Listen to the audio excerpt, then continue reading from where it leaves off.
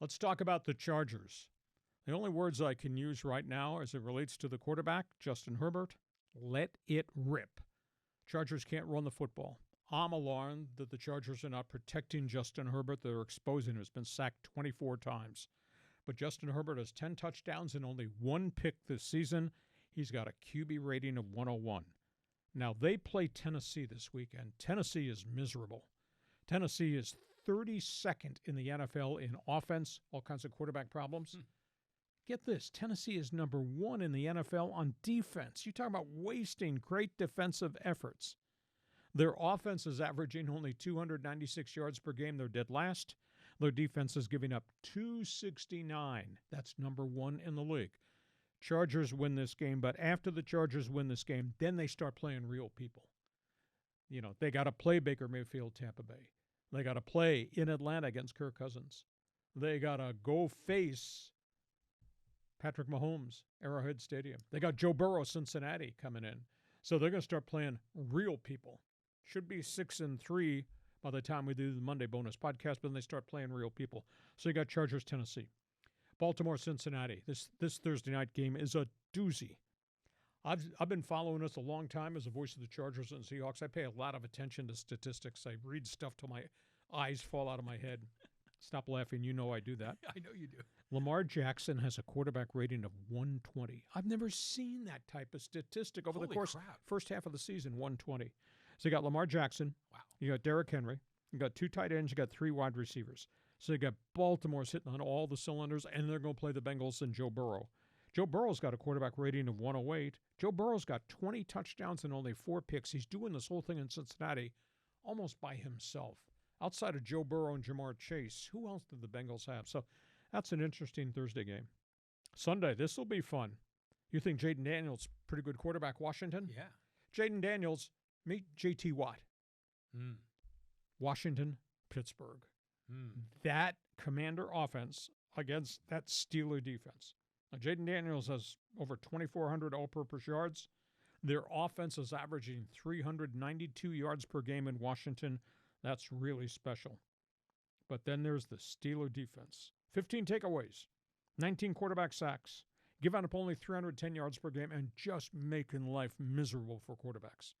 On third downs, opposing quarterbacks only convert 32%, that's the bottom number. So, Jaden Daniels, welcome to reality. That is J.T. Watt coming after you. That's going to be a fun game to watch on Sunday. Detroit at Houston. I use the word bulletproof to talk about Jared Goff. He is having a phenomenal season. He's got a quarterback rating of 114. Do you know Jared Goff, the one who used to turn the ball over with the Rams all the time? Yeah, boy, he's come a long way. What a job Dan Campbell has done.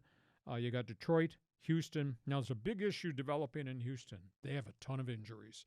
They've lost 2 wide receivers, their top 2 wideouts, Nico Coleman and Stephon Diggs. They lost one of their tight ends, and now they don't have their star linebacker, Will Anderson. So suddenly Houston's a little bit beat up. They've kind of cooled off. Detroit at Houston. San Francisco, Tampa Bay. They are going to throw the football. You got Brock Purdy, 2,100 yards passing. You got Baker Mayfield, 23 touchdowns. We think Christian McCaffrey is going to play this weekend, coming off the Achilles and calf issue. Question is, if he plays for the Niners, how long does he hold up? And the other game, talk about the Rams and the 49ers. What a job Sean McVay has done. Those 2 top draft picks we talked about back in August and September when we did our preview, Jared Verse and Brandon Fiske, phenomenal. That Rams defense has 21 sacks, 11 takeaways, and they're facing a Dolphins team that is in huge trouble. Even though Tua is back, can Tua stay on the field and not get hit? Miami has lost 6 of its last 7. Matthew Stafford now has Cooper Kupp and Puka Nacua back. They look so vibrant on offense. Matthew Stafford has willed this team to 3 straight wins, and the defense is getting progressively better and better. And it's a really young defense. What a job Sean McVay has done. So, John, I call it must-see TV, but it's some pretty good games with a lot of impact in the standings this weekend. You know, your whole line here with Justin Herbert is let it rip. Like, let him throw the ball downfield. What happened to J.K. Dobbins? He got out of the gate so fast. Who'd they play early? That's a big issue. Okay, there you go. They beat the crap out of the Raiders, and then they beat the crap out of Carolina. Who are those guys? Right. Nobody's. Right.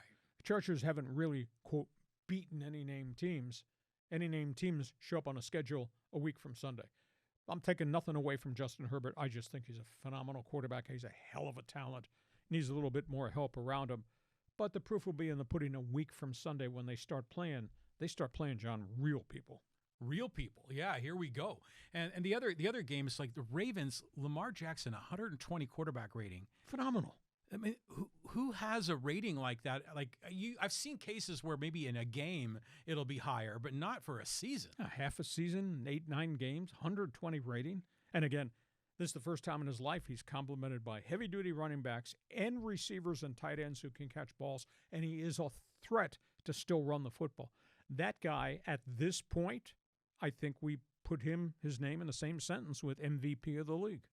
That's what I'm thinking, too. It's like, who else could you have? Especially Mahomes is kind of having a down year statistically, right? Yeah, they're unbeaten, though. Yeah, and now they're getting all their guys back healthy and all the guys that the general manager traded to add to the roster. I think Kansas City's best football is still to come. I mean, the fact that they're 8-0 with this whole issue with all those injuries, they're 8-0, and now you got all these other pieces that are joining this team who'll be back. It's going to be fun to watch. Second half of the season, cool. Yeah, it's terrific. I mean, this is a great time of year. I'm so happy for Detroit.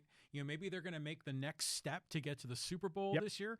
I think that'd be exciting. And, you know, when they traded Goff, the Rams traded Goff for Stafford, it wasn't an even Steven thing because there's a lot of other picks and players involved in that. So Goff was almost like a not a throw-in, but a kind of a serviceable quarterback. Now he's become a star. Exactly. So good on those guys, you know. Okay, that's where we are. All things must-see TV NFL weekend.